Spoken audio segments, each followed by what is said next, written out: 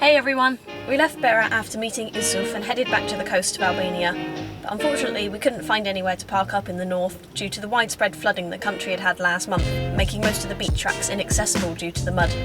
We headed back down to our favourite beach near Vlor to prepare for our trip into the mountains and spent a while hiding from 115 km/h winds in the forest.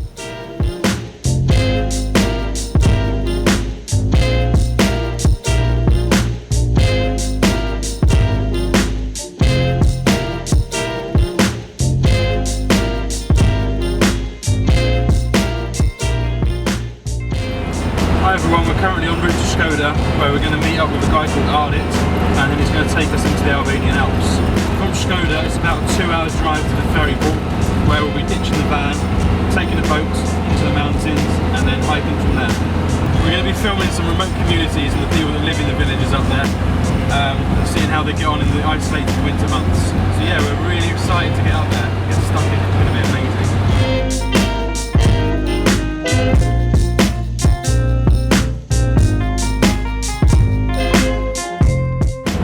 Albania's only stretch of motorway, just still one more motorway than we have back in Cornwall, but it's actually one of the most dangerous roads we've driven on so far. There are people selling turkeys and veg by the side of the road, people riding motorbikes up the wrong side of the road with no helmet on, there are people pulling out on you, then slamming the brakes on in front of you, and every now and then there's a sign warning you to slow down to 50 for a bump or a crossing that's actually a fun track. It's terrifying.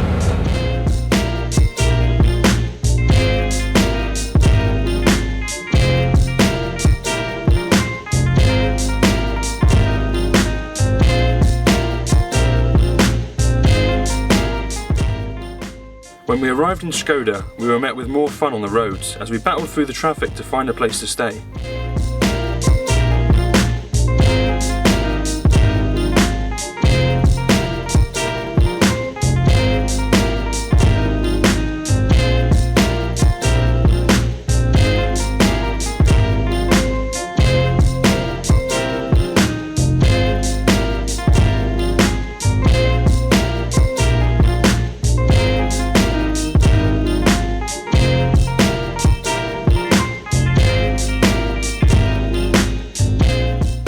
The next day we went and had a little look around the city on foot.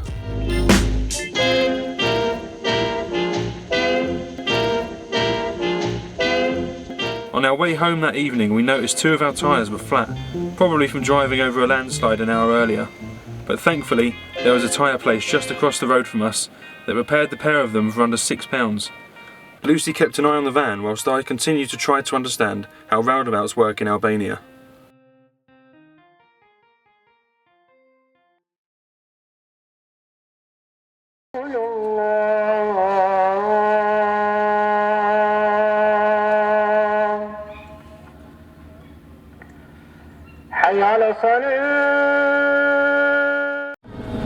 Wakey wakey.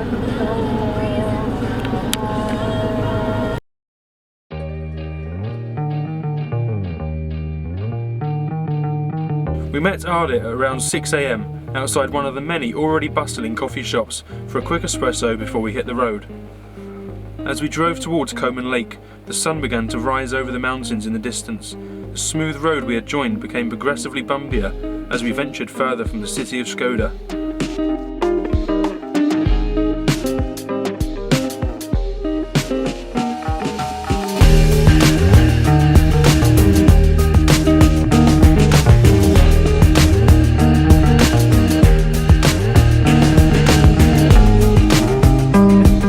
After 2 hours of avoiding foot-deep potholes and slippery mud and holding up many early morning commuters, we arrived at a hotel in the village of Coman, where we left the van and hitched a ride to the ferry port with our gear.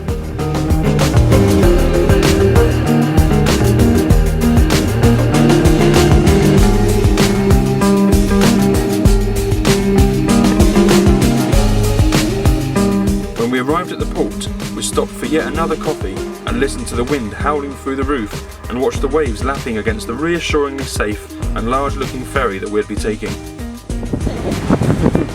Really hope not. We get to go this. Okay, good. Up. The little one. Let's go!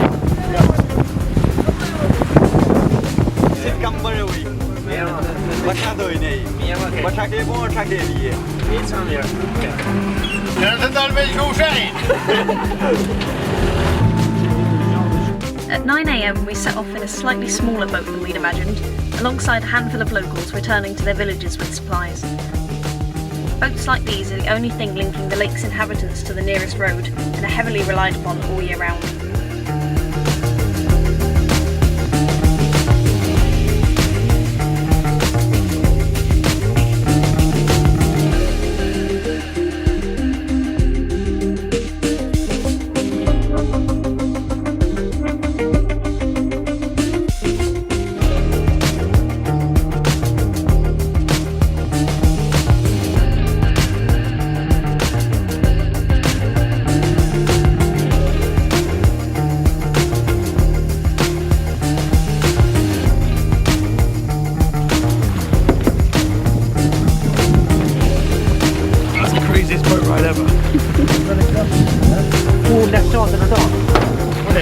We disembarked after an exciting half-hour ride across Lake Coman, grabbed our stuff, and began to follow Ardit up the mountainside towards his house.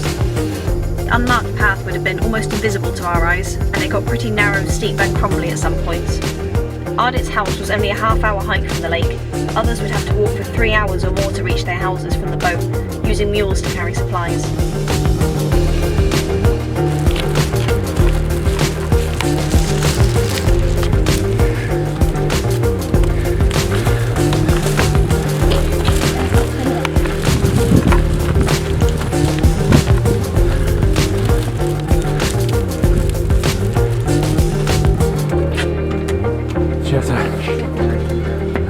After an hour of hiking, we eventually made it to his family's home in the mountains, and we were immediately blown away by the views and struck by his whole family's hospitality. It also began to dawn on us just how isolated a place could be, as we would find out over the next few days.